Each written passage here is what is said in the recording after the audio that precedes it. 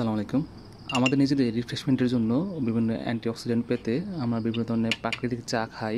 তার মধ্যে একটি চা হচ্ছে কমলার পাতার যে খোসা রয়েছে, কমলা পাতার খোসার চা। কমলা পাতার খোসায় কিন্তু আপনার একটা সুগন্ধ আছে।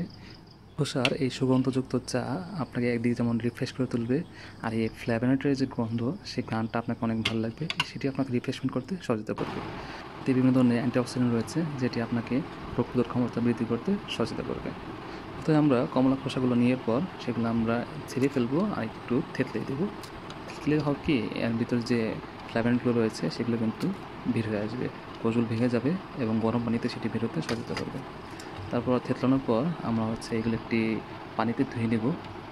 আমরা 5 থেকে 10 মিনিট ভিজিয়ে রাখবো, যাতে এর গায়ে বিভিন্ন ধরনের ময়লা, বিভিন্ন ধরনের কীটনাশক যদি লেগে থাকে সেটি কিন্তু পানির মাধ্যমে ধুয়ে চলে যাবে।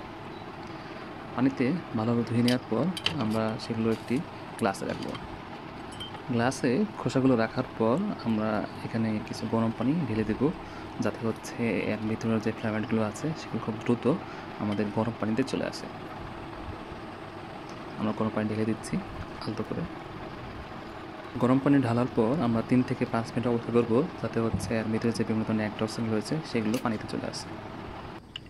আমরা এখন 5 মিনিট পরে আমরা কমলা খোসাগুলো আলাদা করে নিচ্ছি। আর দেখেন কি সুন্দর একটা ইউলিশ কালার চলে এসেছে, আর একটা সুন্দর গ্রান।